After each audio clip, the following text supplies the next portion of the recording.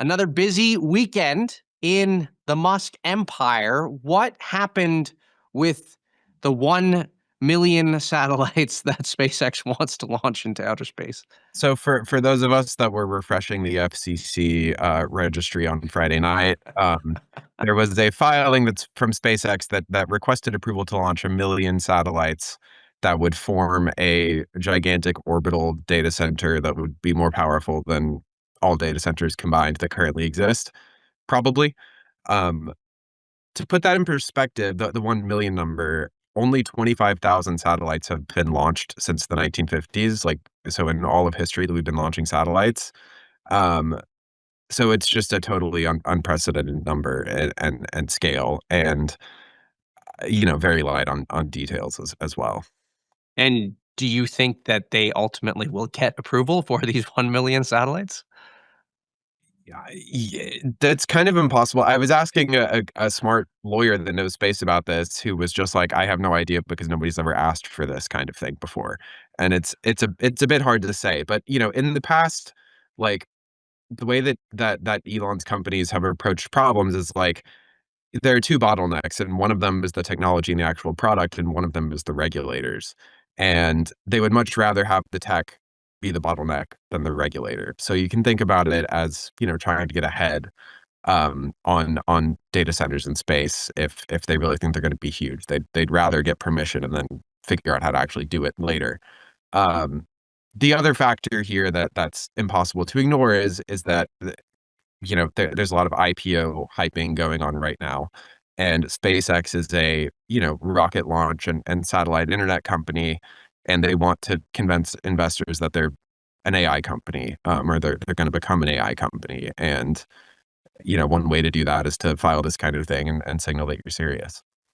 And just to confirm here what we know and what we don't know, we know it's 1 million satellites. We know that it's this application. We don't know what types of satellites these are going to be, or even what the timeline would be for launching these satellites, right? I mean, that's still very much in the air. Yeah, it was very light on details. I mean, we don't know the size of the satellites. We don't know when they Yeah. want to launch them. In general, what Elon has said is that there's a Starlink satellite called the V3 that they haven't started launching at scale yet, but that they will launch sometime soon, that they could retrofit and have be an initial version of a data center in space.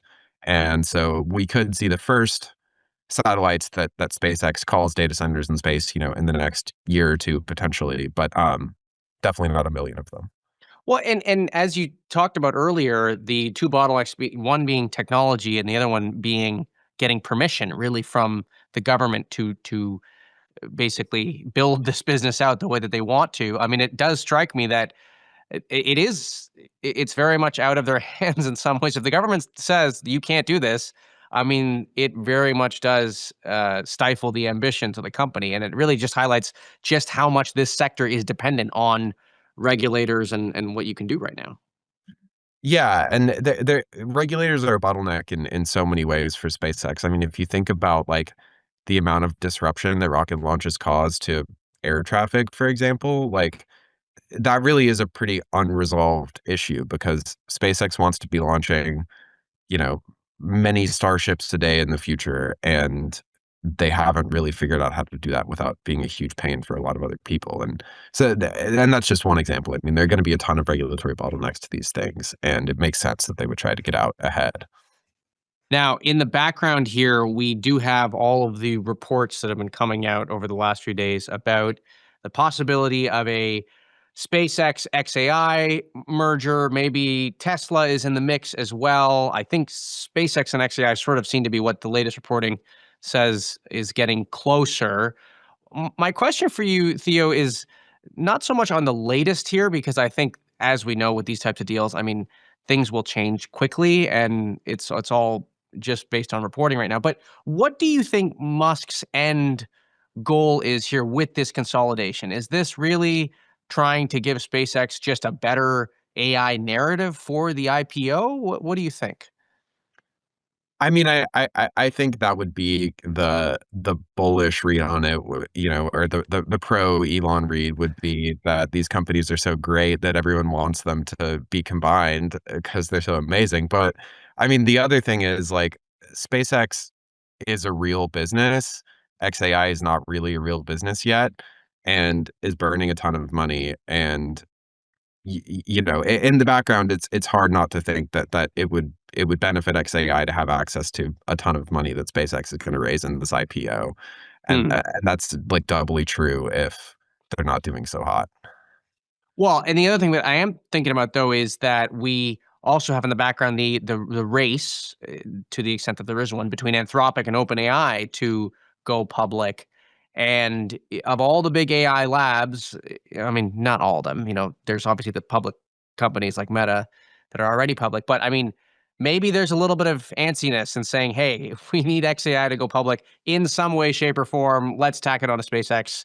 Maybe that's a race he cares about. I don't know. I'm Potentially, yeah, yeah. I mean, clearly everything that OpenAI does, he watches very closely and wants to beat them. So I think that's conceivable. Yeah. Right.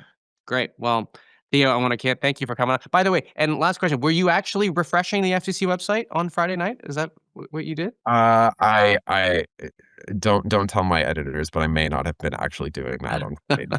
Okay. All right. Well, thanks for coming on, Theo. We appreciate it. That is Theo Wayt, our Elon Musk reporter here at The Information.